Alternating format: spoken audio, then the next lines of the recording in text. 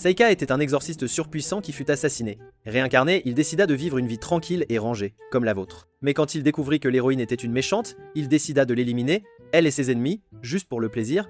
Il s'était réincarné dans un monde où la magie circulait différemment. Son nouveau corps manquait de pouvoir magique, mais était béni d'une immense énergie spirituelle. Chaque matin, Seika ramassait des feuilles et utilisait ses arts d'exorciste pour créer des shikigami, donnant vie à des souris et des corbeaux pour le servir. Pendant ce temps, son demi-frère Glee le harcelait constamment, le traitant de bâtard inutile.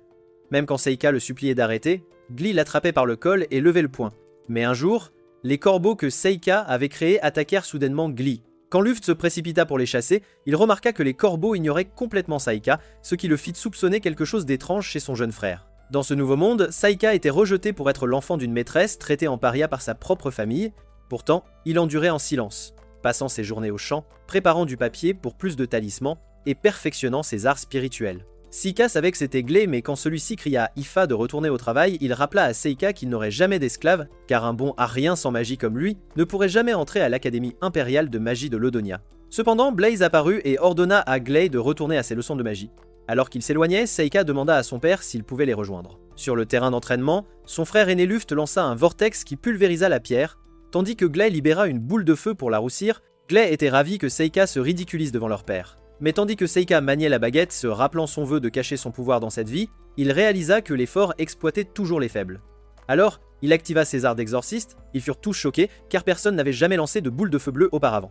Alors Glee s'attribua le mérite, disant que sa magie devait être restée dans la baguette. Cependant, quand Sika demanda à son père s'il pouvait apprendre la magie, Blaze lui dit qu'il était inutile d'entraîner un mage sans talent. Pendant les 4 années suivantes, Sika apprit la langue de ce monde tout en espionnant secrètement ses frères et sœurs. Blaze, lui, continuait de se demander s'il était à moitié démon. Quand Seika eut 11 ans, il se rappela les 7 divinités qu'il avait scellées et était enfin prêt à invoquer son serviteur le moins menaçant dans ce monde. Une porte ancienne apparut, une jolie fille en sortit. Seika ne la reconnut pas. Quand elle lui sauta dessus, il réalisa que c'était la stupide Yuki, mais se demanda pourquoi elle n'était plus une belle femme. Comprenant que son pouvoir spirituel était plus faible dans ce jeune corps, elle jura de le servir pour toujours.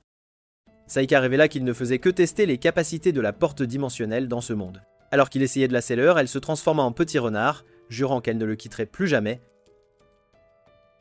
Le lendemain matin, Glee commença à crier sur Yifa pour avoir fait tomber de l'eau sur ses vêtements. En la réprimandant, il dit qu'il serait prêt à lui pardonner si elle venait dans sa chambre et qu'il lui promettait de l'éduquer sur ce que signifiait être une esclave. Quand Sika dit à Glee d'arrêter de la maltraiter, il tenta de le frapper, mais Sika bloqua son attaque. Glee le fixa avant de s'éloigner, lui disant qu'il jouait avec sa vie. Une fois parti, Sika dit à Yifa de ne jamais aller dans la chambre de Glee et elle promit de ne pas le faire. Puis, Yifa lui demanda de la suivre dehors, lui montrant un bébé Evoli mourant. Il lui demanda de se détourner pour cacher ses pouvoirs, et après avoir arraché un cheveu et l'avoir infusé de son talisman, le Shikigami fut sacrifié pour guérir le Vaporeon. Yifa fut choqué qu'il puisse utiliser la magie, lui qui était né sans mana. Quand il pensa qu'elle cachait aussi une capacité secrète, elle lui dit que non, elle ne voyait pas les esprits ou quoi que ce soit de ce genre. Cependant, il révéla qu'il les voyait aussi, mais il soupçonnait qu'elle pouvait voir quelque chose d'encore plus grand que lui. Se demandant ce que c'était, elle révéla qu'il avait découvert son secret, sa capacité à voir les élémentaires. Elle expliqua que c'était étrange, car chaque élémentaire semblait l'éviter. Bien qu'il n'en connaisse pas la raison, il réalisa qu'elle pouvait les contrôler, chose qu'il n'avait jamais pu maîtriser dans sa vie précédente. Réalisant qu'il avait enfin trouvé la personne qu'il cherchait, il lui demanda si elle aimerait apprendre la magie. Activant son Shikigami, il invoqua une boule de feu dans les airs. Elle n'avait jamais essayé d'utiliser la magie auparavant, alors elle demanda poliment à la boule de feu de disparaître. Quand elle ne l'écouta pas, elle tenta de supplier la boule de feu de partir. Cependant, elle hurla que personne ne regretterait sa sale tronche, faisant disparaître la flamme. Sika réalisa qu'il avait de la chance de trouver quelqu'un qui pouvait dissiper la magie, et lui demanda de garder ses pouvoirs secrets entre eux. Au fil des semaines, il l'entraîna jusqu'à ce qu'elle puisse contrôler le flux de son propre mana. Au fil des saisons, ils continuèrent leur entraînement ensemble jusqu'à ce qu'elle puisse enfin maîtriser l'art de dissiper la magie. Le 12e anniversaire de Seika arriva, mais contrairement à ses frères, il n'eut ni cadeau ni gâteau, et son père n'était pas là. Habitué à leur mauvais traitement, Glee appela Seika, disant qu'il l'entraînerait. Sa mère étant une maîtresse, la seule voie pour son corps faible était l'armée. Juste alors, une servante hurla qu'un grand monstre était apparu et se dirigeait vers leur manoir. Seika révéla qu'il était déjà aux abords. Le vieux triton détruisant l'arbre au loin, Glee s'enfuit pour sa vie pathétique, tandis que Luft ordonnait aux servantes d'évacuer vers le manoir. Il vit que Seika courait dans la direction opposée. Au même moment, l'ancien était sur le point de dévorer Ifa. Mais avant que Seika ne puisse invoquer son talisman pour la sauver, elle activa les élémentaires et incinéra la bête. Une fois en sécurité, il ordonna à la bête de le suivre. S'élançant dans le ciel, tous les serviteurs du manoir le regardèrent. Il lança un sort de poison, les veines de la créature l'absorbèrent. Mais il avait secrètement achevé son apprivoisement, laissant son frère se demander comment il l'avait vaincu d'une seule attaque. Tout le croyait incroyablement puissant, alors il leur fit un signe, content que tout se soit passé selon son plan. Depuis sa réincarnation, il serait rusé et obtiendrait le bonheur désiré. Blaise, témoin de la bataille, décida d'organiser un festin en l'honneur de son fils adoptif illégitime. Bien que cette attention exaspérât Gley, Blaise souhaitait tout de même récompenser Sika pour avoir défendu le manoir. Quand on lui demanda ce qu'il désirait, Sika demanda la permission de s'inscrire à l'Académie impériale de magie de Ladonia. Blaise accepta et Sika demanda alors que Ipha soit autorisée à l'accompagner comme sa servante. Blaise objecta, affirmant qu'elle manquait de mana, mais Sika lui dit de se taire et de simplement regarder. Remettant sa baguette à Ipha, Sika lui demanda de lancer un grand sort de flamme. Ému par sa dévotion et son désir de rester aux côtés de Sika pour toujours, Ipha éveilla les élémentaires de feu environnants. Alors qu'elle chantait l'incantation, un brasier massif éclata à l'extérieur de la fenêtre, illuminant la nuit. Se tournant vers son père, Seika demanda s'il était satisfait. Blaise, maintenant convaincu, accepta de les inscrire tous les deux. Cependant, Gley protesta avec colère, disant que cela violait la tradition de leur famille qui interdisait à deux frères de suivre la même voie. Blaise répondit que leur tradition serait respectée en envoyant Gley à l'armée. Il réprimanda Gley pour avoir gâché ses années en mauvaise compagnie, tandis que Saika s'entraînait assidûment. Incapable d'accepter l'insulte, Gley défia Saika en duel, déclarant que s'il perdait, Saika serait banni de leur foyer. Bien que Blaise ait dit qu'il pouvait refuser, Saika accepta sans hésitation. Leur père accepta de superviser le duel à condition qu'aucune vraie épée ou magie de niveau intermédiaire ne soit utilisée. Plus tard, alors que Sika fabriquait plus de talismans en préparation, Luft lui rendit visite, s'excusant d'être arrivé en retard pour son anniversaire et lui offrant un stylo en verre. Il admit regretter de ne pas avoir été plus gentil, mais exprima sa fierté de voir son frère grandir. Puis, il lui demanda d'être indulgent avec Gley, sachant que Seika était plus fort que tous. Sous les deux lunes, Yuki se moqua du cadeau de Luft, mais Sika lui dit que c'était elle qui était sans valeur. Cependant, il réalisa que quelque chose n'allait pas et lui ordonna de se cacher. La fenêtre s'ouvrit en grand. Dehors, Gley hurlait que leur duel avait commencé. S'affrontant, Gley croyait que Sika n'avait vaincu le monstre que par chance. Voulant le combattre à mort, il abandonna les conditions de leur père et invoqua un sceau magique, lançant un sort de flamme pour incinérer son frère. Il pensait que son sort était bien plus puissant que celui de son esclave inutile, mais Sika lui dit qu'il ne pouvait jamais être comparé aux flammes de Ipha. Choqué qu'il soit encore en vie, Gley invoqua un sort de vent pour transpercer son frère, mais une barrière de magie légère le protégea. Saika sortit son talisman alors que Gley libérait tous ses sorts. À ce moment, Saika ordonna à Gley de ne plus bouger, gelant ses neurones avant de tordre le talisman et de lui casser le bras. Cependant, Saika révéla que Gley ne faisait que ressentir la douleur. Quand Gley se demanda qui était Sika, il accepta ces mots comme une reddition. Il guérit le bras de son frère, le laissant s'effondrer. Saika fixant son visage inutile, il se rappela que Gley l'avait traité de chanceux pour avoir vaincu le vieux Triton, mais il trouva cela hilarant. Après tout, il s'était préparé pendant 6 mois pour invoquer sa deuxième divinité. Un cyclope massif, Nuto, entra dans le royaume et se précipita vers Saika, déclarant qu'il était ravi de le servir une fois de plus. Cependant, Yuki rappela à Nuto qu'elle était la première invoquée. Sika demanda au cyclope de suivre son Shikigami dans la montagne et de chasser le vieux Triton dans leur forêt. Il avait délibérément attiré le vieux Triton vers leur manoir pour que tous reconnaissent son pouvoir, lui permettant d'entrer à l'académie de magie au lieu de Gley. Cependant, Yuki se demanda pourquoi il créait des plans si compliqués alors qu'il pouvait prendre tout ce qu'il voulait dans un monde d'humains faibles. Sika lui rappela que ces humains faibles l'avaient tué. Dans cette seconde vie, il désirait devenir l'un d'eux, car son chemin vers le pouvoir absolu ne l'avait jeté que dans une solitude isolée. Quand le printemps arriva enfin, Luft souhaita à son frère de rester en sécurité. Après que Ipha eut bâillé, Luft se demanda si elle était restée éveillée toute la nuit. Alors Sika révéla qu'elle avait travaillé dur sur quelque chose dans sa chambre toute la nuit.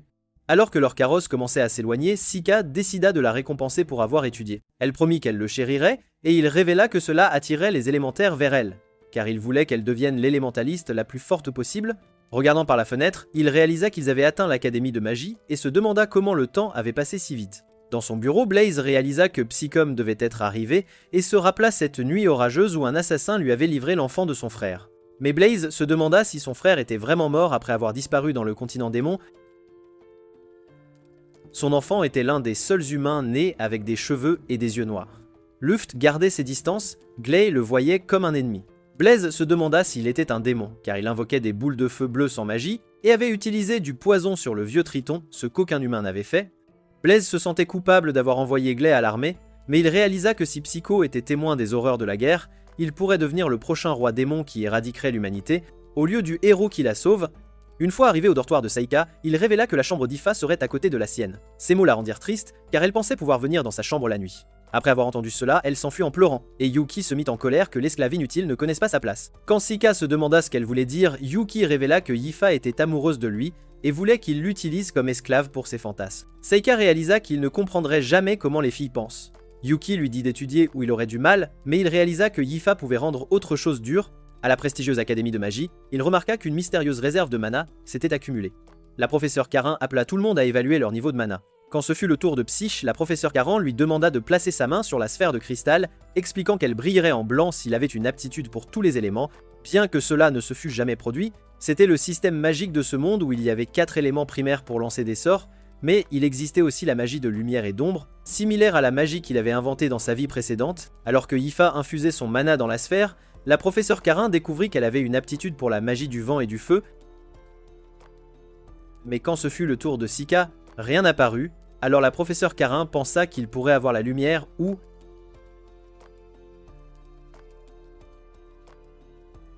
Elle tendit la main vers la sphère, un faisceau de lumière blanche aveugla les candidats. Quand elle s'éloigna, ils réalisèrent qu'elle avait maîtrisé les 4 éléments. Taika fut choqué de la voir, car même si ses cheveux étaient d'une couleur différente, c'était la même personne qu'il avait connue de très près dans sa vie passée. Cette nuit-là, la princesse Fiona s'inquiéta. Au même moment, le seigneur démon par intérim ordonna à son général Gallus d'écraser le héros. Le lendemain, après l'examen écrit, Saika remarqua Amu s'entraîner à l'épée et se demanda à quel point elle était forte. Sur le terrain d'entraînement, l'examinateur érudit, le professeur Cordell, annonça qu'ils allaient maintenant évaluer le pouvoir élémentaire de chaque étudiant un par un. Alors que les étudiants démontraient leurs capacités, Saika observa que Mose ne pouvait manier qu'un seul élément et sans grande force. Quand ce fut le tour de Ifa, elle s'avança et lança un sort de flamme. L'explosion fut si intense qu'elle faillit roussir la pierre d'essai. Tous altèrent, étonnés qu'elle puisse lancer un sort sans incantation. Mais Ifa dit calmement qu'elle n'avait pas fini. Même Saika ignorait ce qu'elle préparait. Elle leva sa baguette, conjurant un sort de vent si puissant que la pierre disparut. Alors qu'elle s'excusait d'avoir détruit la cible, Saika trouva sa magie incroyable et fut émue par sa dévotion, réalisant qu'elle s'était entraînée en secret. Finalement, ce fut le tour de Saika. Il conjura une brillante boule de feu bleu qui traversa la cible, stupéfiant tout le monde. Analysant la pierre, il nota qu'elle était faite de granit et décida de fusionner les éléments terre et métal pour effectuer un sort de cristallisation qui brisa complètement la cible. Même le professeur Cordell admit n'avoir jamais rien vu de tel. Saika cependant s'excusa, affirmant que son sort était une technique secrète, sachant qu'il ne pouvait révéler qu'il n'utilisait pas de magie. S'approchant de la cible d'eau, Saika invoqua un Shikigami d'eau invisible, l'infusa d'énergie d'ombre, libérant un torrent qui gela tout le champ. Satisfait d'être déjà allé trop loin, il mit fin à sa démonstration. Ifa rit fièrement, disant qu'elle avait de la chance d'avoir le maître le plus fort en vie. Alors que le soleil se couchait, le professeur Cordell resta sans voix, se demandant comment des étudiants avec une si faible aptitude magique avaient déchaîné les sorts les plus puissants de l'académie. Pourtant, il savait que ce n'était que le début, car quelque part, il y avait quelqu'un d'encore plus fort, un prodige ayant maîtrisé toute magie jeune. La professeure Karin réalisa qu'elle pourrait être le héros, celui destiné à naître quand le seigneur démon revivrait. Les résultats de l'examen furent finalement annoncés, et quand Sika chercha leur nom, Ifa le supplia de ne pas l'abandonner car elle avait échoué. Mais il vit qu'il était classé 3e sur la liste, tandis que Ifa était classé encore plus haut que lui. Il la félicita, bien qu'il fût choqué qu'elle l'ait surpassé à l'examen pratique. Tout en haut de la liste se trouvait Amu, et s'y réalisa qu'elle était la personne qu'il avait toujours cherchée. Plusieurs jours après l'annonce, une invitation fut envoyée à tous ceux qui s'étaient inscrits à l'académie de magie. Ifa se demanda si sa jupe était trop courte, mais Sika lui dit que non car il la voulait encore plus courte. Alors qu'il marchait vers la cérémonie d'entrée, Sika sentit de la magie noire venir de derrière les buissons. Ifa réalisa que quelque chose n'allait pas, car elle remarqua des élémentaires sombres cachés à l'intérieur. Après s'être enfoncés plus profondément dans la forêt, ils trouvèrent un seau démoniaque. Bien que Ifa pensât que c'était maléfique, Sika lui dit de l'ignorer, car il appartenait à l'école, tout en libérant secrètement des talismans invisibles pour surveiller la zone. À l'intérieur de la salle, quand la cérémonie d'entrée commença, Amu monta sur scène et annonça qu'elle serait la représentante des nouveaux étudiants. Au même moment, le cercle magique extérieur s'illumina et Psycho sentit des monstres se rapprocher de la salle. Les portes explosèrent soudainement et des démons inférieurs apparurent devant leurs yeux. Les étudiants inutiles paniquèrent et commencèrent à s'enfuir. Mais Saika remarqua que les démons cherchaient quelqu'un parmi eux. Quand l'un des démons tenta de tuer une fille, Amu était apparu pour la sauver. Alors qu'elle évitait l'attaque du démon, elle lança des sorts de vent sur son corps et cria aux étudiants dégoûtants de s'écarter. Seika réalisa que les démons étaient trop lents et soupçonna un contrôle à distance. Scannant l'extérieur, il trouva le lanceur de sorts caché dans la forêt. Il dit à Ifa d'utiliser sa magie pour courir et se cacher si les choses devenaient dangereuses, puis se téléporta, laissant son talisman derrière lui. Peu après, il marcha vers le démon en récitant un poème. Les roses sont rouges, les violettes sont bleues, ta mère est un gorille moche qui appartient au zoo. Enragé et voulant le tuer, le démon invoqua des démons inférieurs d'un portail. Alors qu'il leur ordonnait d'attaquer, Saïka lança un sort de gravité, anéantissant les monstres devant lui. Quand le dernier se figea sous un sort de protection, Saïka ouvrit un portail sous lui et le scella dans un autre royaume. Réalisant que Saïka pouvait utiliser la magie de téléportation, le démon se prépara à combattre sérieusement. Il invoqua des épées de portail plus petits et se présenta comme un démon du métal qui contrôlait les éléments feu et terre. Quand Sika tenta de lancer un sort, Galios l'éteignit instantanément, affirmant qu'aucun de ses sorts ne fonctionnerait sur lui. Alors que Sika allumait des talismans en papier, Galios se protégea des flammes. Mais quand il invoqua plus de papier, Galios les brûla instantanément. Cherchant à l'éliminer, Galios lança une épée. Sika l'esquiva, mais la lame lui trancha le visage, et il réalisa qu'elle avait été téléportée en retour. Galios déclara qu'il pouvait utiliser la magie de téléportation noire. Il lança une flamme vers Saïka, mais alors que Saïka s'éloignait d'un bond, Galios se matérialisa derrière lui et lui trancha le bras à cet instant. Cependant, comme Saïka avait réussi à survivre à l'attaque, il commença à se demander pourquoi Galios espionnait les étudiants à travers les yeux des démons inférieurs. Galios lui révéla qu'il était à la recherche du héros pour accomplir la prophétie divine de la réincarnation du seigneur démon. Il ajouta qu'il l'avait déjà trouvé, mais réalisant qu'il visait, Saïka se déplaça, mais Galios lança une douzaine d'épées pour l'éliminer. Saïka les esquiva et sauta par-dessus une autre, pourtant les doubles lames de Galios le tranchèrent au même instant. D'un seul coup, Galios l'envoya dans l'au-delà, le croyant mort. Galios se détourna, se préparant à chercher Amu, mais le son de la voix de Saïka récitant d'anciennes incantations attira son attention. Il le repéra, en équilibre sur une lame, se demandant comment il était encore en vie. Galios lui lança une épée dans le crâne, mais elle se désintégra. Saïka révéla qu'il s'était ressuscité, expliquant qu'il avait déjà lancé un sort pour éliminer tout ce qui n'appartenait pas à son corps. Malgré cela, Galios crut pouvoir en finir avec lui, alors il invoqua une centaine d'épées, jurant d'anéantir le héros une fois Sika mort. Entendant ces mots, Sika se moqua de Galios, le traitant de fou, et déclara que la vraie force ne pouvait être définie que par les alliés puissants que l'on possède. Galios rejeta ces paroles, affirmant que seuls les faibles dépendaient de leurs alliés. Il tenta d'en finir avec lui, mais Sika évita la tempête de lames et lança un sort qui déchaîna une cascade massive. Au moment où les os s'écrasèrent, Galios s'était déjà téléporté, mais quand Galios tenta d'attaquer d'en haut, Saïka avait déjà anticipé le coup. Il invoqua Raju, une divinité ressemblant à un furet, qui frappa le démon avec la foudre. Pourtant, au moment où la fumée se dissipa, Saïka réalisa que Galios était introuvable jusqu'à ce qu'il le poignarde par derrière sans avertissement. Mais tout cela faisait partie du plan de Saïka, car son corps explosa soudainement devant les yeux de Galios. Bien que le démon ait réussi à survivre, il commença à suinter une aura rouge, confiant que Saïka manquerait bientôt de talismans. Il se prépara à mettre fin au combat, mais Saïka révéla plus d'1 millier de talismans, expliquant qu'il avait passé toute sa vie à les créer pour être prêt à toute bataille. En lançant la porte dimensionnelle, il invoqua Mizuchi et une douzaine de portails s'ouvrirent alors qu'un dragon émergeait, sa forme massive remplissant le ciel. Il se jeta sur Galios, tentant de le dévorer, avant de s'élever vers la lune et de consumer entièrement son corps. À cette vue, Saïka fut soulagé que le démon ait été éliminé. Pourtant, lorsqu'il tenta de renvoyer le dragon dans l'autre royaume, celui-ci résista et tenta de s'échapper. Réalisant qu'il se dirigeait vers l'école, il y plaça rapidement ses talismans, redirigeant sa trajectoire avant de le sceller à nouveau dans le royaume. Pourtant, il se demanda comment une divinité faible comme Mizuchi avait pu se libérer. La réponse lui vint bientôt. Son jeune corps était encore trop faible, il devrait donc devenir plus fort et plus âgé avant de pouvoir commander correctement les 4 divinités restantes. Juste à ce moment, Yuki sauta sur son corps, révélant qu'elle s'était cachée tout ce temps. Elle le réprimanda, pensant qu'il était imprudent de s'être laissé tuer. Cependant, Saïka révéla que tout cela faisait partie de son plan, car il pouvait déjà utiliser son Shikigami pour se ressusciter des morts plusieurs fois instantanément. Au moment où il retourna dans le hall, il réalisa que tous les étudiants avaient été blessés, mais Yifa lui dit qu'Amu avait tué tous les démons inférieurs. Entendant ces mots, Saïka réalisa qu'Amu était la personne parfaite dont il avait besoin comme allié. Après tout, il pouvait rester caché tout en l'utilisant pour avancer dans ses plans. Bien qu'il ait besoin de devenir son ami, il s'avoua qu'il ne serait pas triste si elle perdait la vie à la fin, tant que cela assurait son propre bonheur. À ce moment-là, il jura de faire d'elle la personne la plus forte du monde, même si cela signifiait vaincre le roi démon lui-même. Un mois s'était écoulé depuis que Saïka avait commencé à fréquenter l'académie de magie aux côtés de Yifa. Quand il aperçut Amu et tenta de la saluer, elle lui dit froidement de faire une faveur à l'humanité en mettant fin à sa misérable vie. Quelques instants plus tard, une jarre en argile apparut au-dessus d'eux, déversant un liquide, mais Saïka les téléporta rapidement en sécurité. Cependant, sentant quelque chose de suspect, il retourna sur les lieux. Là, le professeur Cordel apparut à une fenêtre et s'excusa pour l'accident. Après avoir récupéré le liquide répandu, Cordel expliqua que c'était un catalyseur pour sa recherche. Quand Sika demanda le but de la jarre, le professeur affirma qu'il essayait simplement de la faire léviter jusqu'au 3e étage. Pourtant, Sika savait que seule la magie noire pouvait contrôler la gravité, ce qui le fit suspecter que Cordel cachait quelque chose. Plus tard pendant le cours, le professeur Carin annonça que l'anniversaire de l'école approchait.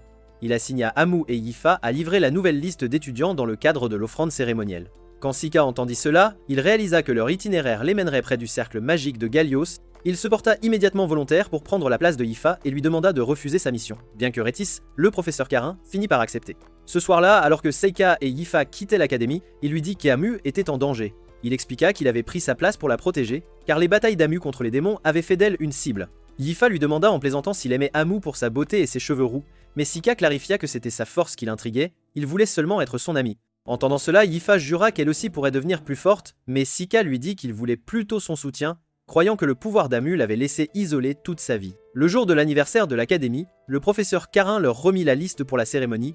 Alors qu'ils s'enfonçaient dans la forêt, Amu exigea de savoir pourquoi Saika s'était portée volontaire pour remplacer Ifa. Il lui dit qu'il voulait être son ami et qu'il souhaitait avoir une longue conversation avec elle. Cependant, Amu crut qu'elle ne pourrait pas le satisfaire, d'autant plus qu'il avait déjà une esclave avec d'énormes poitrines, mais il lui dit qu'elle se trompait.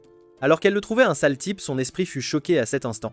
Au même moment, Sika sentit la présence d'un sort sombre et se dirigea vers sa source. Juste à ce moment-là, ils tombèrent sur un cercle magique et à cet instant, un portail s'ouvrit, les téléportant instantanément. Ils furent transportés dans un donjon où un groupe de créatures lézards apparut devant eux et sans hésitation, Amu chargea. Alors qu'elle sautait de l'autre côté, elle déchaîna une boule de feu qui les oblitéra complètement.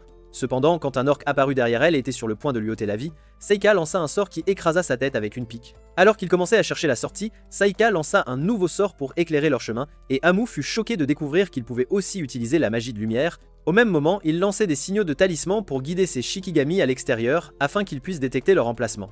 Soudain, un groupe de gobelins se précipita sur eux, mais Amu les abattit avec des coups rapides. Alors qu'elle réussissait à bloquer une attaque, elle trancha le bras d'un monstre, mais avant qu'elle ne s'en rende compte, la créature revint pour l'achever et la projeta contre le mur. Cependant, alors que les monstres se préparaient à la tuer, Sika lança un sort de bois qui les empala avec des pieux. À ce moment-là, Amu perdit connaissance et les gobelins restants chargèrent Sika. Il réalisa qu'il pouvait enfin utiliser ses vrais pouvoirs. Alors il invoqua Omikad des portes divines de l'enfer et élimina tous les gobelins devant lui. Au moment où Amu se réveilla, elle vit que tous les monstres avaient été tués. Remarquant que sa tête lui faisait encore mal, Saika lança une barrière de lumière autour d'eux et réalisa qu'elle était sous une malédiction, car la douleur disparut après la formation de la barrière. Quand elle crut qu'il n'y avait pas de sigil maudit sur son corps, elle lui demanda de vérifier son dos avant d'enlever ses vêtements et ne trouva rien. Sika révéla alors qu'il avait voulu qu'elle enlève ses vêtements, car il avait déjà une autre solution préparée. Avec une mèche de ses cheveux, il transféra la malédiction sur l'un de ses talismans, lui disant que cela servirait désormais de substitut. Ils restèrent assis ensemble pendant des heures, mais pendant ce temps, Amu se demanda si Saika avait embrassé Ifa, ou même développé un complot avec elle. Quand Saika lui dit qu'il n'avait pas embrassé Ifa, Amu pensa qu'il était ringard, car les filles timides comme elle étaient toujours bizarres. Il lui rappela alors qu'elle venait d'enlever ses vêtements dans un donjon. Après qu'il eut été assommé, ils continuèrent à éliminer tous les gobelins jusqu'à ce qu'ils atteignent enfin la chambre du boss. Alors que le naga se préparait à les affronter, Saika activa sa magie de pierre et libéra des pieux empaleurs, mais la créature faillit lui brûler le visage avec de l'acide. Saika réussit à esquiver et Amu contre-attaqua avec une lance de vent, mais le sort ne parvint pas à percer les épaisses écailles du monstre. Avant qu'il ne puisse riposter, Seika invoqua une lance qui cloua la créature au sol. Amu l'enflamma immédiatement avec une boule de feu, et au moment où le feu éclata, Amu descendit sur le naga et poignarda son corps, le tuant instantanément. Alors que Sika courait vers elle, Amu lui sauta dessus, révélant que c'était la première fois qu'elle battait un boss de donjon. Quand Yuki demanda à Sika pourquoi il ne s'était pas téléporté pendant tout ce temps, il révéla qu'il voulait s'amuser avec Amu et lui donner de l'expérience de combat afin qu'elle puisse un jour devenir la plus forte. Peu de temps après, ils tombèrent sur une épée en mithril. Saika la retira du monstre, ce qui fit désintégrer la créature sous leurs yeux.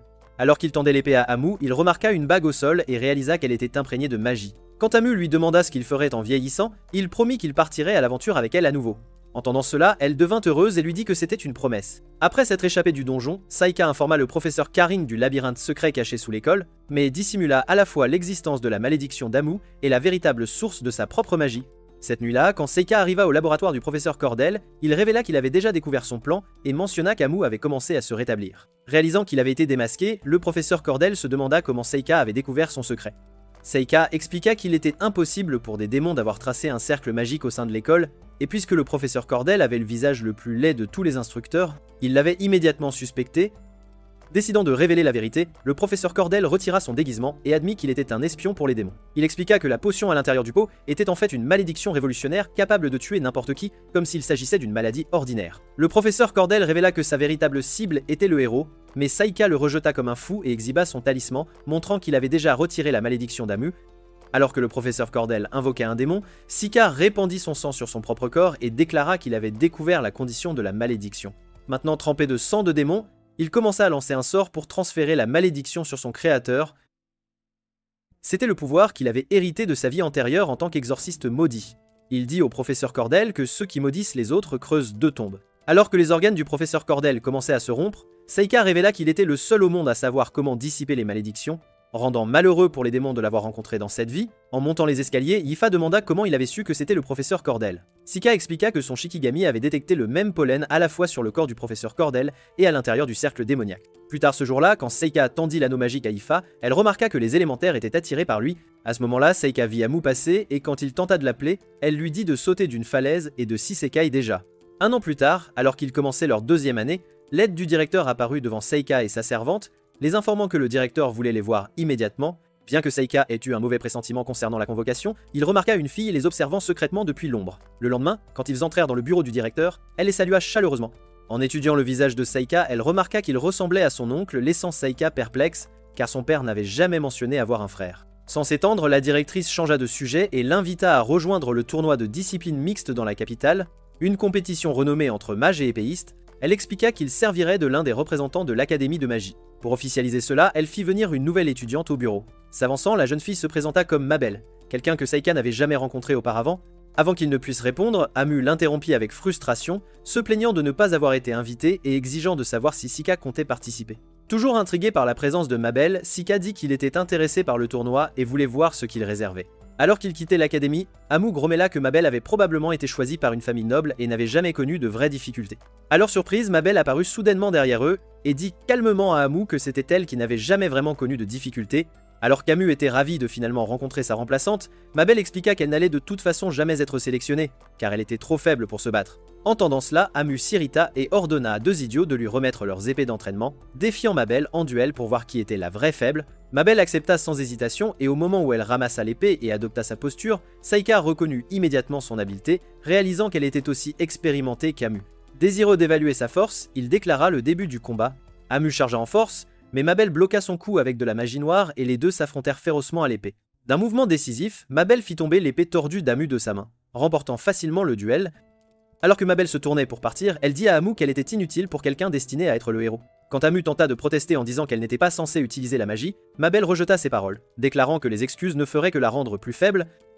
Juste à ce moment-là, Mabel avertit Seika qu'il allait se blesser au tournoi. Il la remercia pour ses paroles avant qu'elle ne s'éloigne. Le lendemain, le groupe partit pour la capitale afin d'assister au tournoi.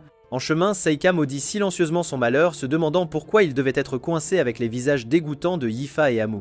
Yifa lui rappela rapidement qu'elle était sa servante et devait rester à ses côtés en tout temps. Amu, de son côté, affirma qu'elle n'était jamais allée à la capitale et voulait la voir, mais Seika savait qu'elle mentait, réalisant que son seul vrai désir était de voir Mabel concourir au tournoi. Quand il demanda à Amu où elle comptait dormir, elle répondit qu'elle resterait dans le lit d'Yifa. Mabel, observant leur pitrerie, pensa qu'ils étaient tous pathétiques car, malgré leur âge, ils agissaient comme des enfants manquant de sérieux. Mais Yifa révéla alors qu'elle était en fait 1 an plus âgée qu'eux, ce qui laissa Amu choqué. Après y avoir réfléchi, Amu admit cependant que cela expliquait la personnalité massive d'Yifa. Au moment où elles atteignirent la capitale, les filles remarquèrent que Sika avait le mal des transports. Pour rendre les choses encore plus étranges, elles découvrirent que Mabel s'était éclipsée du groupe. Peu de temps après, ils arrivèrent au tableau d'inscription où Seika décida d'enquêter sur la raison pour laquelle l'académie l'avait choisi comme représentant au lieu d'Amu. Le lendemain, alors que le tournoi était sur le point de commencer, Seika examina son amulette et réalisa qu'elle était conçue pour absorber les attaques magiques, bien qu'elle se briserait si elle en absorbait trop. Juste à ce moment-là, l'annonceur présenta Seika comme le premier participant, et son adversaire Dennis, un combattant de la bande de mercenaires Garls, déclara audacieusement que ce serait le dernier jour de vie de Seika. Seika cependant le repoussa en affirmant qu'il avait mal à la tête et se sentait fatigué. Et quand le mercenaire supposa qu'il ne faisait que des excuses, Sika déclara calmement qu'il mettrait fin au combat en 1 seule seconde.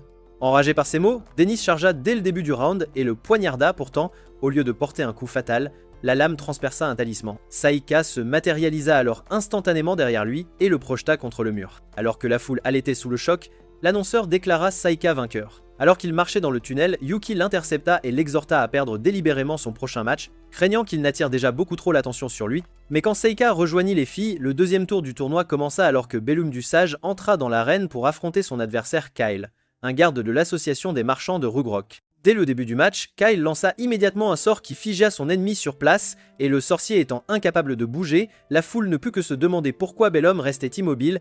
Puis Kyle réduisit la distance et le transperça, faisant de Bellum la première victime du tournoi. Alors que Kyle se tournait pour partir, Sika étudia attentivement son expression et, au regard dans ses yeux, il le reconnut comme un tueur chevronné avec un passé sombre qui aurait dû faire de lui un criminel recherché. Il commença à suspecter que Kyle avait été délibérément envoyé pour concourir au tournoi.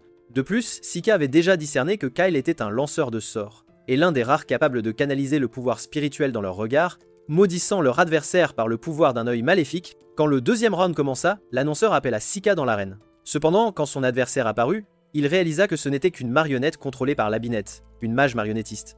Elle déclara fièrement qu'elle était conçue spécifiquement pour le combat anti-magie et que Saika n'avait aucune chance de victoire. Dès le début du match, Saika invoqua une créature invisible qui trancha rapidement le golem avec des coups rapides, le faisant s'effondrer en morceaux. L'annonceur supposa que Saika l'avait détruit avec de la magie du vent, mais quand Saika menaça d'effacer Labinette de l'existence, elle se rendit immédiatement.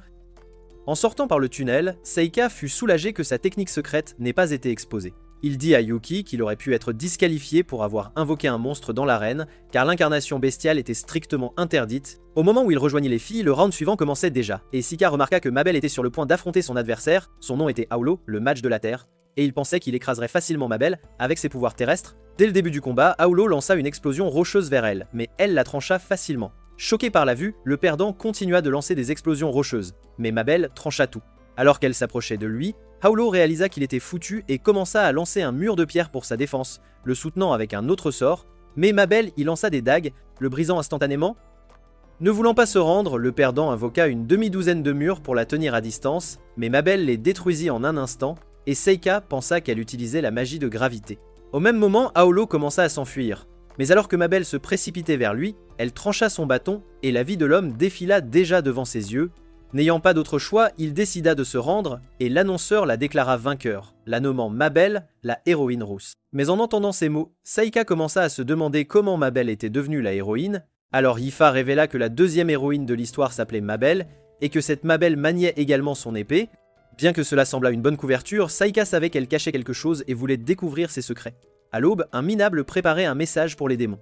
Mais alors qu'il envoyait le pigeon, un oiseau plus grand le captura, et à ce moment, Saika apparut, lui disant qu'il avait déjà découvert qu'il était un espion pour les démons et qu'il l'avait suivi jusqu'ici avec succès. Cependant, quand Saika exigea de savoir ce que contenait le message, l'homme lui dit de dégager et commença à partir. Mais comme il pensait Saika sans défense, il tenta de mettre fin à ses jours. Alors Saika lança un sort le retenant avec des lianes. Réalisant que Saika avait déjà découvert le secret, le minable commença à se demander comment il l'avait trouvé. Saika révéla qu'il l'avait espionné à travers les yeux d'un hibou et exigea de savoir qui il espionnait. Quand le minable refusa de répondre, Saika révéla qu'il interrogerait son âme. Alors qu'il invoquait Satori, la cinquième divinité des portes célestes de l'enfer, celle-ci commença à lire son esprit, lui offrant de quoi faire des cauchemars en révélant chacune de ses pensées. Au moment où Saika posait les questions, Satori révéla qu'il était à la recherche de la héroïne Mabel Crane. Elle était née en même temps que les anciennes prophéties et se trouvait être une femme aux cheveux roux, la plus forte manieuse d'épée de leur académie. Saika ayant déjà appris tout ce qu'il désirait savoir, il décida de libérer le minable, mais dit à Satori de le dévorer en guise de récompense. À ce moment, Satori le dévora, mais une fois qu'elle eut fini, la menace commença à lire l'esprit de Saika, car il se sentait mal d'avoir tué un homme innocent. Cependant, Saika se mit en colère et menaça de la tuer sur place, alors comme il décida d'invoquer le portail, Satori s'en retourna rapidement. Une fois la voie libre, Saika appela son oiseau, et alors qu'il récupérait le message, il décida de l'ouvrir. Cependant, il était écrit dans un code inhabituel, et Saika regretta de ne pas avoir demandé comment le décoder. Heureusement, il avait déjà découvert le véritable motif de l'Académie de magie. Faire gagner Mabel afin que les démons soient convaincus qu'elle était la vraie héroïne, oubliant l'existence d'Amu. Quand Yuki se demanda s'il avait découvert pourquoi le directeur l'avait choisi pour la deuxième place, Saika révéla qu'il découvrirait toute la vérité en temps voulu. Le lendemain, alors que les demi-finales étaient sur le point de commencer, Mabel confronta Saika dans le tunnel et lui dit d'abandonner, affirmant que le tournoi n'était rien de ce qu'il pensait. Ne voulant pas la laisser décider de son avenir, Saika lui dit qu'il n'abandonnerait pas la manche. Elle lui dit alors qu'elle n'était pas prête à perdre contre lui et était même prête à le tuer, mais même ainsi, Saika ne tiendrait pas compte de ses paroles. Quand vint le moment de la première manche des demi-finales, le premier mage apparut dans l'arène. Quand Kyle arriva comme son adversaire, Reynas, le maître des 4 éléments, lança un sort de lumière pour se protéger de l'œil maléfique de Kyle. Mais la menace commença à l'approcher. Désespéré de le tenir à distance, Reynas lança une boule de feu vers lui, mais Kyle fut indemne et continua d'avancer malgré tout. Reyna, effrayé pour sa vie, commença à lancer plus de boules de feu et le bombarda de chaque élément. Mais Kyle étant toujours complètement indemne, Saika réalisa que Kyle utilisait la magie de la gravité pour repousser toutes ses attaques. Juste à ce moment, Reyna invoqua une armée de golems, mais Kyle lança une ombre violette qui les transperça en même temps, les brisant en morceaux. Alors que Rena pensait pouvoir en finir avec lui, il se précipita sur Kyle, mais Kyle réussit à le retenir avec son ombre. Quand Kyle leva son épée pour mettre fin à sa vie, un sifflet retentit et l'annonceur révéla que les juges avaient annulé le combat, déclarant Kyle vainqueur. Cette nuit-là, alors que Seika commençait à se demander s'il devait abandonner son match le lendemain, il remarqua que Yuki se blottissait contre son corps. Le hibou de Seika aperçut Mabel sur son toit, et alors qu'il plongeait pour s'écarter, le toit s'effondra sur son lit. À travers la fumée, il aperçut Mabel de l'autre côté, et se demanda pourquoi son horrible visage le bloquait. Sans réponse, elle lança un couteau contre le mur et le plaqua immédiatement hors de la fenêtre. Il réussit à la repousser, créant une distance entre eux, mais alors qu'elle lui lançait un autre couteau, Seika réussit à l'esquiver. À ce moment, il tenta de la retenir, mais quand elle trancha la liane et poignarda son corps, il disparut sous ses yeux. Pour la repousser, il lança un sort de libération interne, mais elle réussit à rester en équilibre. Alors que Seika pensait à sa force, il réalisa qu'il ne pouvait pas la laisser s'échapper. À ce moment, un minable apparut dans l'allée, se demandant pourquoi il faisait du bruit. Mais alors que Mabel faillit mettre fin à ses jours, Seika découvrit qu'elle s'était échappée.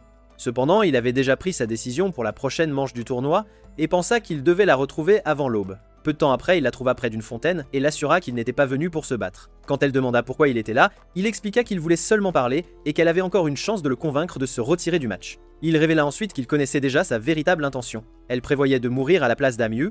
En tant que fausse héroïne, elle avait détourné l'attention des démons d'Amyu, croyant qu'en se sacrifiant, il penserait que la vraie héroïne était morte. Cependant, Mabel admit qu'elle voulait aussi tuer Kyle, confessant qu'ils avaient tous deux été entraînés par l'association des marchands de Rugrok, une organisation qui transformait des enfants esclaves en mercenaires. Leur association avait créé ce tournoi pour tester la capacité de Kyle en tant que mercenaire parfait. Ils avaient ouvert un trou dans son crâne pour implanter de la magie dans son cerveau, lui retirant toute forme d'émotion. Avant ce processus, les enfants esclaves étaient regroupés par 4 et entraînés ensemble jusqu'à ce qu'ils forment un lien spécial. Cependant, un seul d'entre eux deviendrait mercenaire, et ce n'est qu'après avoir éliminé les autres qu'il serait considéré comme un mercenaire parfait. Mabel étant la dernière survivante après Kyle, elle pensait qu'il était de son devoir de l'achever en finale, étant donné qu'il avait déjà tué son frère. Mais, après avoir entendu ces mots, Seika pensa qu'elle était non seulement plate, mais aussi une menteuse.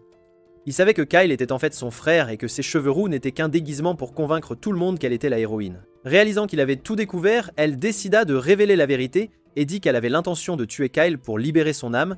Cependant, Seika pensa qu'elle était trop faible pour cela et dit qu'il vaincrait Kyle en finale.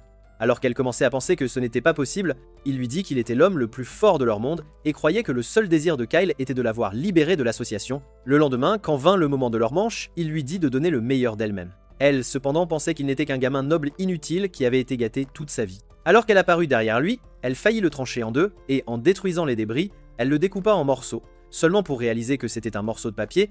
Alors qu'il lançait des rochers qu'elle esquivait, Mabel lui tira ses couteaux, mais il les bloqua avec une barrière. Alors que la poussière retombait, il libéra des lianes de liaison pour la retenir, mais elle chargea jusqu'à ce que Seika active son sort de fruit tombant. Quand il lança un sort de liane de liaison chimique, elle la retire à nouveau, et cette fois elle réalisa qu'elle ne pouvait pas se libérer. Décidant de lever sa hache, il lança alors un sort de lévitation, Fourmis. Alors qu'il prétendait mettre fin à sa vie, le sifflet retentit, alors que les juges mettaient fin à la manche, le déclarant vainqueur. Quand vint le moment de la manche finale, Seika et Kyle s'affrontèrent, et alors que Seika commençait à dire que Mabel était toujours en vie, Kyle lui dit qu'il la tuerait après leur tournoi. Même s'il se souvenait qu'elle était sa sœur, il avait complètement perdu toute émotion pour elle, alors Seika jura de le faire s'excuser auprès de Mabel. Au début de la manche, Seika lança une brume rouge tout autour du sol de l'arène, rendant l'œil maléfique de Kyle inutile. Quand Kyle commença à marcher vers lui, Seika le frappa avec une lumière fantôme, mais Kyle resta indemne. Seika invoqua ensuite des lianes de liaison chimique pour le retenir, mais l'ombre violette les détruisit instantanément. Kyle lança son ombre vers Seika, mais sa barrière la repoussa. Seika pensa que leur combat était inutile, alors les portes divines de l'enfer apparurent devant les yeux de Kyle. À ce moment, il invoqua Uzioni, la 5e divinité. Alors que le monstre émergeait de la dimension, les ombres de Kyle tentèrent de percer son corps, mais sa peau était plus forte que l'acier. La bête frappa le visage de Kyle, le rendant inconscient, alors Seika pensa que Kyle avait perdu parce qu'il n'avait jamais été capable de reconnaître ses propres limites, mais alors qu'un sceau commençait à se répandre sur le corps de Kyle, la malédiction commença à le ronger même à l'intérieur de la barrière. Seika se demanda comment il pourrait le sauver, mais Kyle l'arrêta et lui demanda de s'excuser auprès de Mabel en son nom. Seika se mit en colère à l'idée d'être vaincu par une malédiction, alors il invoqua 1000 talismans en même temps. Cherchant à neutraliser la malédiction, il se prépara à lancer un sort qui la retirait du corps de Kyle et même le ressusciterait des morts. Mais alors qu'un phare perçait les cieux, Yuki lui dit qu'il était dangereux d'utiliser son sort ultime car tout le monde dans l'arène découvrirait ses pouvoirs secrets. Cette erreur lui avait coûté sa vie précédente et alors que les souvenirs lui revenaient à l'esprit, Seika décida d'arrêter le sort. Au moment où le combat fut terminé, Kyle avait mystérieusement disparu et Seika dit à tout le monde qu'il l'avait détruit sans laisser de traces. Après le tournoi, cependant, il enterra Kyle en dehors de la capitale, permettant à Mabel de lui rendre ses derniers respects. Elle lui dit qu'elle savait déjà que son frère était maudit. Le lendemain, à leur académie, Saika visita le bureau du directeur et révéla qu'il avait sauvé Mabel exactement comme elle l'espérait. Elle réalisa alors qu'il avait déjà tout découvert. Elle expliqua que tout faisait partie des plans de l'association depuis le début, car le seul but du tournoi était de tester la capacité de Kyle en tant que mercenaire. Ensuite, Saika arriva à la cafétéria et remarqua que Mabel s'était teint les cheveux en violet. Mais il pensa qu'elle avait l'air encore plus laide maintenant. Quelques semaines plus tard, à l'approche des vacances d'été, Saika annonça qu'il se rendrait au royaume d'Asteria pour enquêter sur un dragon en furie. Juste à ce moment, un étranger arrogant entra dans la cafétéria, se vantant bruyamment de sa richesse et rabaissant les étudiants autour de lui. Amu fronça les sourcils, se demandant qui était ce nouveau venu odieux.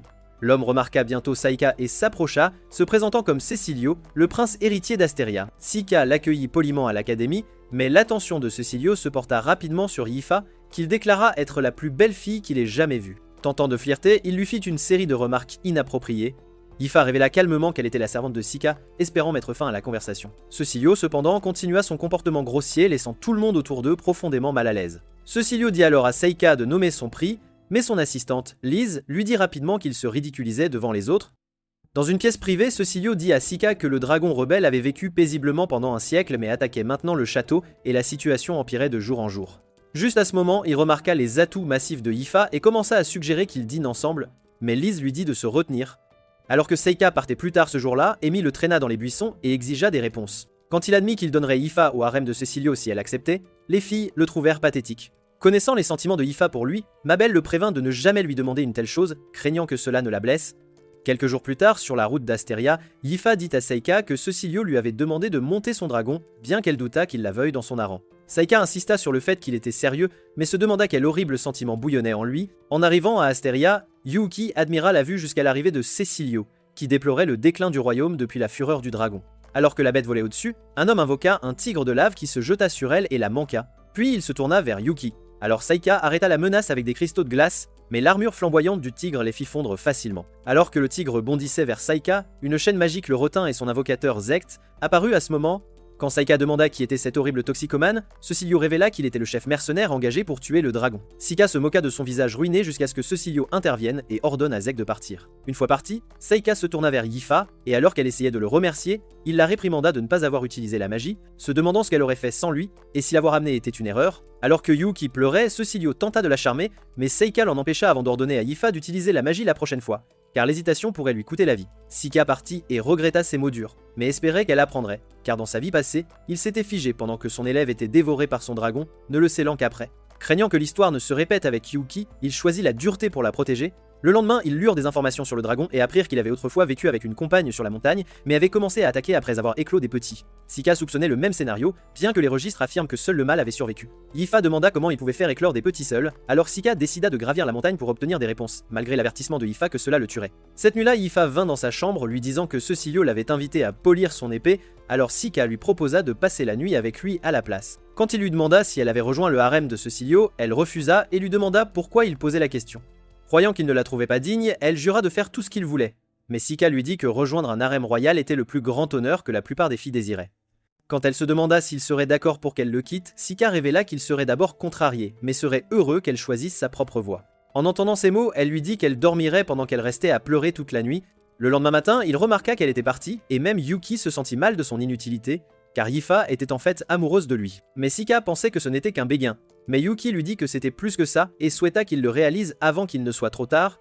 Alors qu'il rencontrait Cecilio pendant son thé, il lui dit qu'il allait monter la montagne pour trouver le dragon. En entendant ces mots, Cecilio réalisa qu'il faudrait quelques jours à Sika pour revenir et pensa qu'il aurait assez de temps pour persuader Yifa, mais Seika pouvait déjà deviner ses pensées et espérait qu'il resterait loin d'elle. Plus tard ce jour-là, alors que Liz apparut devant Yifa et demanda à lui parler en privé, elle lui dit qu'elle avait déjà senti sa magie et révéla qu'elle était une descendante d'elfes. Elle expliqua que les élémentaires devaient l'avoir menée à eux et lui demanda de rejoindre le harem de Cecilio, car elle ne pouvait pas continuer à être l'esclave de Seika pour toujours, car il était un démon après tout. C'est pourquoi les élémentaires refusaient de l'approcher, tout comme ils éviteraient tout autre démon. Yifa cependant était certaine que Seika ne pouvait pas être un démon et rappela à Lizzie qu'elles avaient grandi ensemble. Lizzie, peu convaincue, suggéra que l'un des parents de Seika aurait pu être un démon. Elle avertit Yuki de rester loin de lui et lui proposa plutôt de lui faire visiter le manoir. Pendant ce temps, Seika atteignit le sommet de la montagne où un dragon le repéra et déchaîna une rafale de feu. Sa barrière le protégea de l'attaque. Alors que le dragon s'élançait, Seika disparut, invoquant la 6e divinité Kokyu Koneki, une énorme créature de pierre grotesque qui tomba sur le dos du dragon.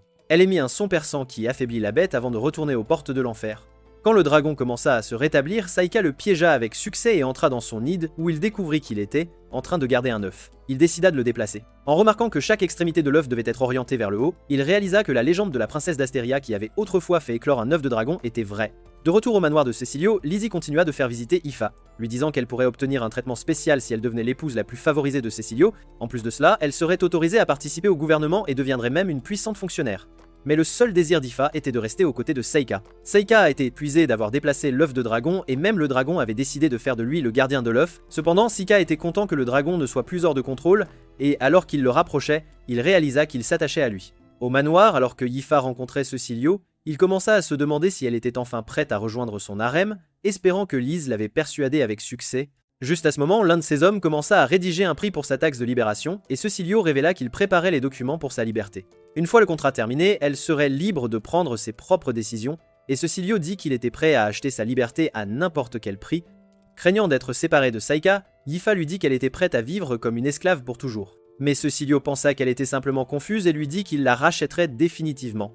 Il était convaincu que Seika était dangereux et dit qu'il ne pouvait pas la laisser rester avec cette menace. Cependant, Ifa pensa que c'était lui la menace et déclara qu'elle souhaitait rester avec Seika pour toujours. Malgré tout, les hommes pensaient que compléter son contrat d'esclave était plus important. Ces mots firent réaliser à Ifa qu'elle était entourée d'une bande d'idiots malades mentaux. Alors que les gardes la saisissaient immédiatement, Lise menaça de mettre fin à ses jours alors qu'elle tentait d'utiliser la magie. Réalisant qu'elles avaient été scellées à l'intérieur d'une barrière, Lise lança une lance de vent qui passa près de son corps, lui éraflant le pouce. Alors qu'elle essayait de forcer sa main sur le contrat, le dragon brisa la barrière à cet instant. Juste à ce moment, Seika apparut de la tête du dragon et Ifa fut heureuse que son sauveur soit arrivé. Seika révéla qu'il avait réussi à se lier d'amitié avec la bête. Alors que tout le monde était encore choqué, il continua en disant que le dragon n'attaquerait plus leur royaume, mais que Cecilio devait garder l'œuf de dragon au chaud. Yuki étant capable d'utiliser la magie du feu, Seika pensa qu'elle pourrait garder l'œuf au chaud et l'appela à le rejoindre sur le dragon. Quand Lise tenta de lui dire de revenir, Ifa déclara que Seika était l'amour de sa vie. Alors qu'il s'éloignait sur le dragon, mais quand Seika lui demanda ce qu'elle voulait dire par là, elle lui dit qu'elle n'avait rien dit. Après être arrivé au sommet de la montagne, Ifa remarqua l'œuf de dragon, mais alors que l'horrible invocateur appelait un tigre de lave, il tenta de les dévorer.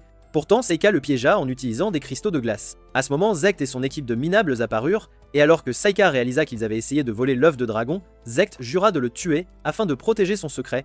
Alors que le tigre fondait à travers la forteresse et se précipitait vers eux, une haute fontaine le repoussa, et Seika réalisa que c'était la magie de Ifa. Elle avait réussi à éveiller la magie à l'intérieur de son anneau et dit à Zect qu'elle était sur le point de le renvoyer en cure de désintoxication. Désespéré de les éliminer, Zect ordonna au tigre d'attaquer de nouveau, puis à ses hommes de le suivre en renfort. Seika, imperturbable, lança un sort de flamme blanche, anéantissant le tigre sur le champ. Mais quand Zect tenta d'ordonner à ses hommes d'attaquer, le dragon apparut devant leurs yeux. Cette vision les terrifia et ils s'enfuirent. Cependant, Sika les captura avec des lianes et Awif brûla le grimoire de Zect. Après l'avoir neutralisé, Sika dit qu'il était content qu'elle soit devenue plus forte et la trouva incroyable d'avoir appris la magie de l'eau.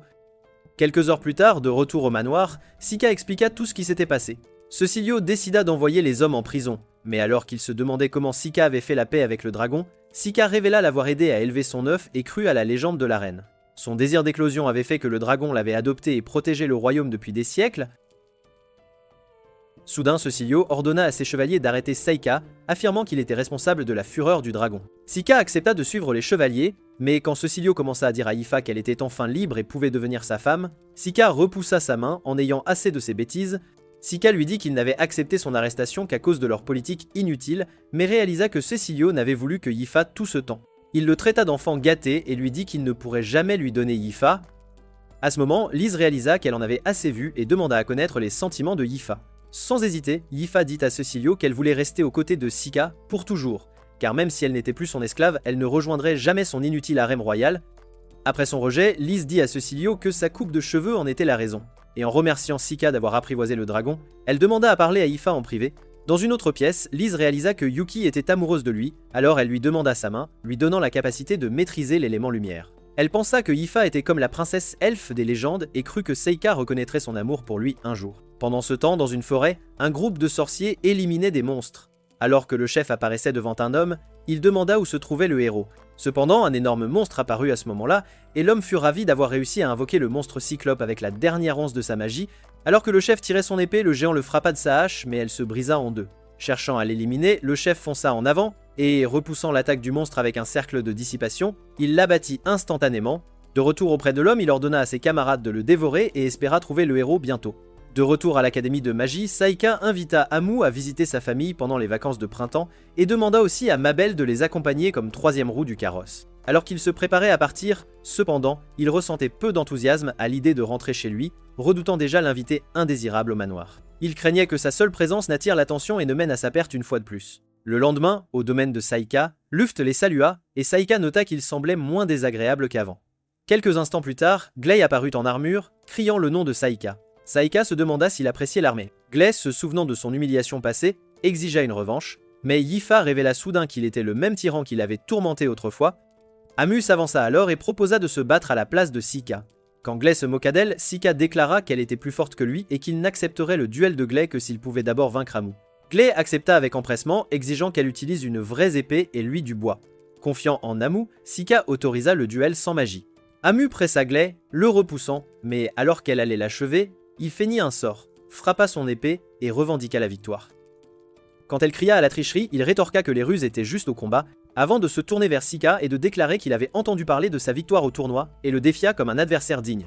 À ce moment, la princesse Fiona arriva, se demandant pourquoi son chevalier sacré voulait se battre en duel. Elle pensa que le combat était futile et dit à Gley de donner un vrai but à sa vie insignifiante. Alors que Gley décidait de se retirer du combat, Saika se demanda comment elle avait réussi à le forcer à obéir. Gley leur présenta ensuite la princesse Fiona, et les autres furent choqués de réaliser qu'ils rencontraient la Sainte Princesse. À l'intérieur du manoir, Yuki commença à se demander qui était vraiment la Sainte Princesse, alors Psycho révéla qu'elle était née d'une prêtresse et que son père était l'empereur. Dans une pièce privée, la princesse commença à dire qu'elle attendait de les rencontrer et pensa qu'Amu ressemblait exactement au héros des contes de fées.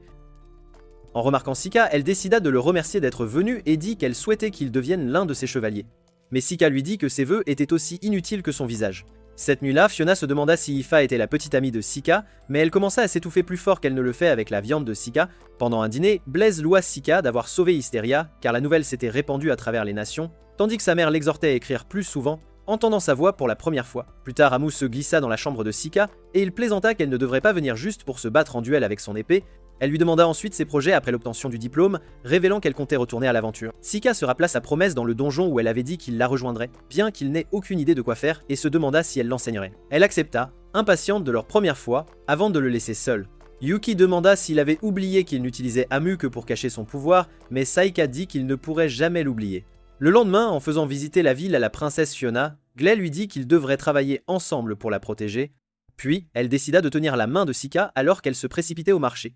Bientôt, elle remarqua un jeune couple et commença à se demander comment elle pourrait se rapprocher de Sika. Amu suggéra de mettre leur vie en danger, disant que cela crée un lien spécial. Pensant que c'était une excellente idée, la princesse Fiona décida de les mener à un chantier de construction, et en suggérant de regarder de plus près, elle rapprocha Sika. Juste à ce moment, une corde se brisa, et alors que les planches tombaient sur eux, Gley et Amu lancèrent un sort en même temps, les protégeant des planches. Cependant, la princesse Fiona fut déçue que Saika n'ait lancé aucun sort, s'attendant à être sauvée par lui. Pour se racheter, Sika décida d'acheter un cadeau à Fiona. Et alors qu'il ajustait son écharpe dans une ruelle, il invoqua un miroir de quartz pour qu'elle puisse bien se voir. Le lendemain, Psycho trouva Gley en train de s'entraîner et se demanda s'il faisait étalage de son titre de chevalier sacré.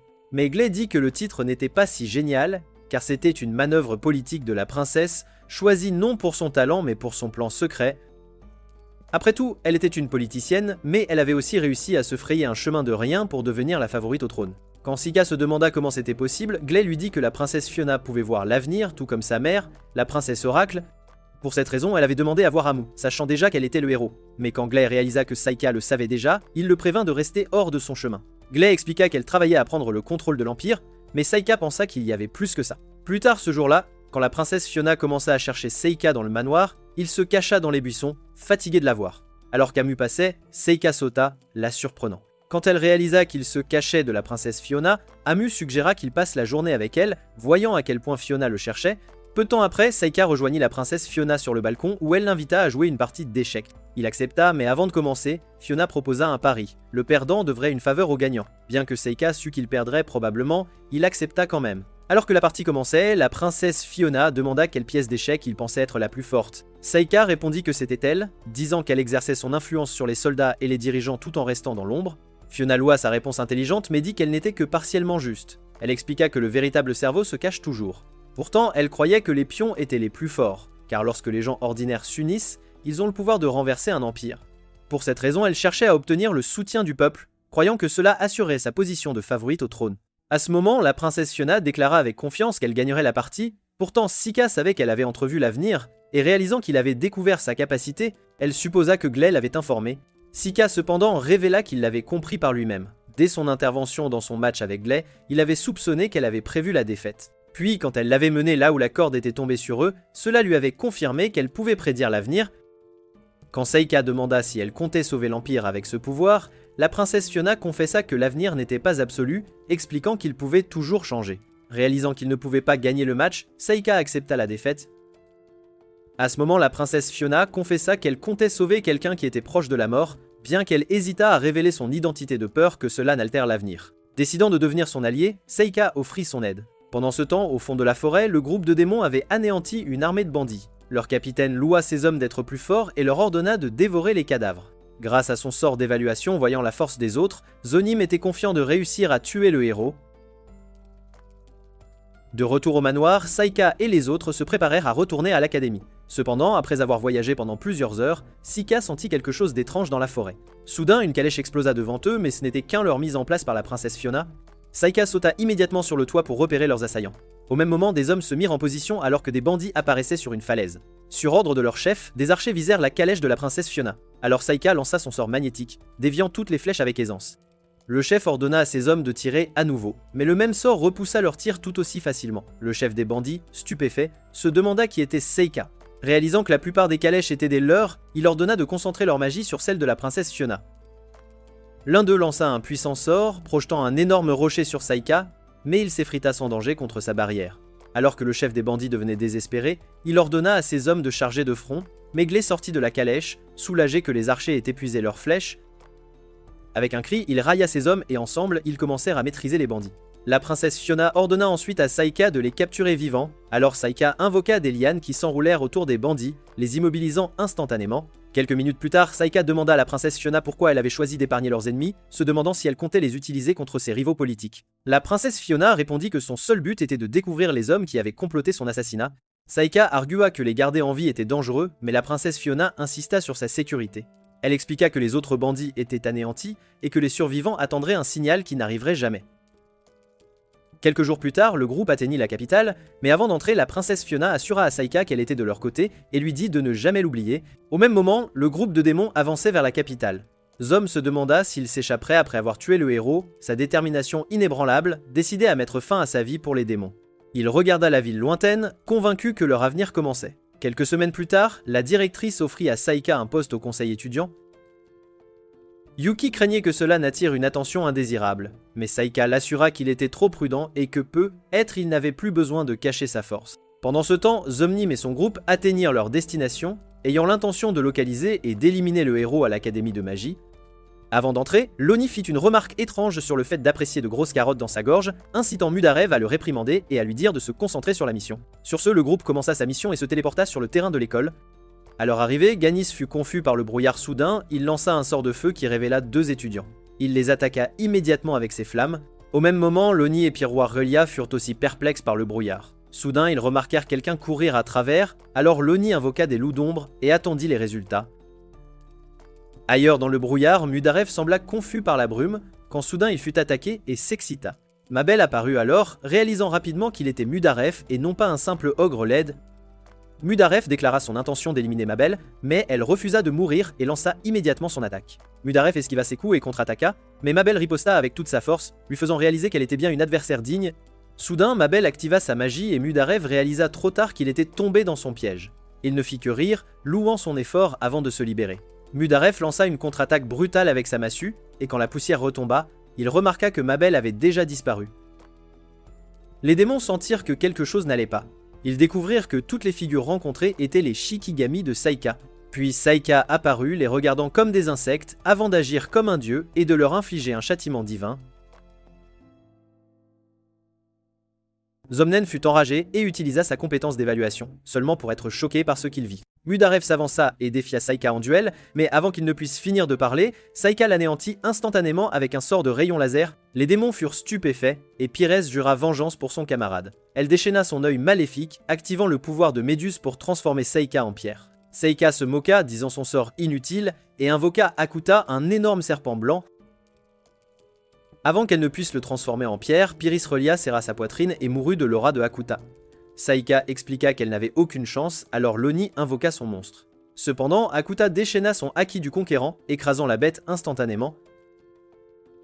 Désespéré, l'Oni tenta d'apprivoiser l'Ayakashi, mais il échoua et fut dévoré comme un castudon. Zolnem fut abasourdi quand Saika renvoya Akuta dans le royaume des ombres. Ganis voulait gagner du temps, mais Zolnem refusa et ordonna à son camarade de fuir. Zolnem déclara que Seika était le roi démon et qu'il n'avait aucune chance de victoire. Quand Seika proclama qu'il protégerait le héros, Zolnem fut stupéfait, incapable de croire que le roi démon combattait aux côtés des humains. Seika, impatient, commença à préparer un sort. Zolnem exhorta Ganis à fuir pendant qu'il déchaînait son attaque la plus puissante. Seika ne se retint pas, ripostant avec une vague de lave dévastatrice. Zolnem fut vaincu sur le champ tandis que Ganis s'échappa de justesse. En se retirant, il ne pouvait toujours pas croire que le roi démon se tenait aux côtés de l'humanité. Mais avant qu'il ne puisse se rétablir, Ganis sentit une entaille soudaine sur son corps. À des centaines de kilomètres de distance, Sika l'avait éliminé avec ses terrifiants pouvoirs d'exorciste. Ensuite, Mabel apparut, convaincu que Mudaref appartenait à l'association des émissaires démons et avait été envoyé pour l'assassiner. Sika la calma, expliquant que la véritable cible de l'ennemi était Amu. Il l'assura qu'il s'en était déjà occupé et lui demanda de garder le secret. Plus tard ce soir-là, pendant le dîner, Sika apprit qu'Amu ignorait que les démons la poursuivaient. À ce moment, une unité de soldats sous le marquis Grebel apparut, annonçant l'arrestation d'Amu et l'accusant du meurtre d'un émissaire démon. Amu fut choqué, et Saika ne pouvait croire qu'un des démons vaincus était un émissaire. Les chevaliers exigèrent qu'Amu confesse, mais elle ignorait tout du crime. Mabel et Ifa tentèrent de la défendre, mais Saika les arrêta, assurant à Amu que, innocente, rien de mal n'arriverait. Cependant, deux chevaliers furent enragés par la foi de Saika en elle et arrêtèrent Amu. Saika confronta ensuite la directrice, exigeant de connaître la raison de son arrestation et qui était vraiment derrière cela. La directrice répondit que l'académie s'occuperait de l'affaire, et Saika choisit de faire confiance à sa promesse de tout faire pour sauver Amu. Mais il savait aussi que si rien n'était fait, Amu serait exécuté. Sika rassura Ifa et Mabel que l'école agissait déjà, donc pas d'inquiétude. Ensuite, il invoqua son dragon, se préparant à sauver Amu. Alors qu'il s'apprêtait à le monter, Yuki exprima son inquiétude, le prévenant qu'il attirait trop l'attention et que sa vie paisible finirait. Elle lui rappela qu'il pourrait répéter le destin tragique de sa vie antérieure. Saika refusa d'arrêter la mission de sauvetage pour sauver sa bien-aimée à tout prix. Avec cette résolution, il partit vers la capitale pour trouver Amu. Pendant ce temps, Amu était effrayée, enfermée dans une cellule de prison, craignant de ne jamais revoir ses amis. Des larmes commencèrent à couler quand soudain quelqu'un apparut devant elle. Au même moment, Seika s'envola vers la capitale avec son dragon et ses talismans pour localiser Amu. Il la retrouva vite au château-prison, mais quand Seika tenta de la sauver, les chevaliers essayèrent de le tuer. Un chevalier appela des renforts et bientôt Seika fut bombardé de milliers de flèches. Démontrant son pouvoir, aucune flèche ne put percer ses défenses.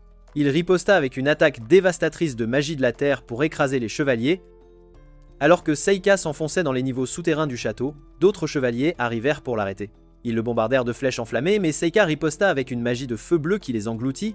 Beaucoup furent brûlés, mais refusèrent de battre en retraite, alors Seika invoqua Kamaitachi qui les abattit sans pitié.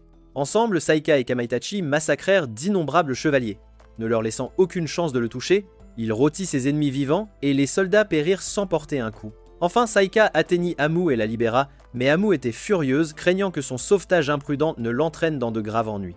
Elle refusa de partir, ne voulant pas le mettre davantage en danger, mais Seika révéla qu'elle était le héros, et que si elle ne fuyait pas, elle serait exécutée.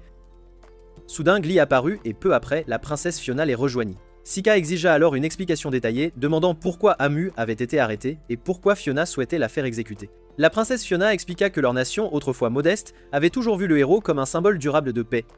Grâce à ces explications, Saika comprit que les démons visaient Amu afin d'éviter le déclenchement d'une nouvelle guerre. Il apprit également qu'Amu ne pourrait jamais atteindre la puissance du héros d'antan car sa protection incessante l'empêchait de faire face aux dangers et d'acquérir la force nécessaire.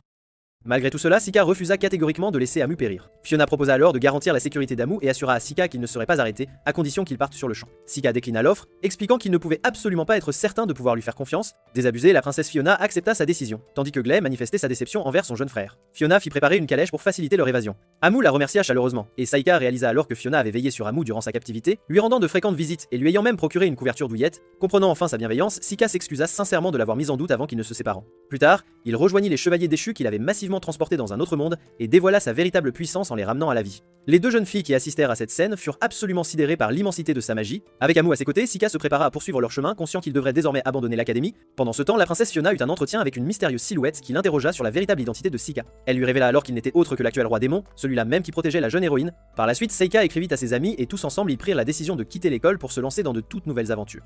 Peu de temps après, Seika et Amu rejoignirent leurs fidèles compagnons dans une ville avoisinante, entamant ainsi leurs existences inédites en tant qu'aventuriers,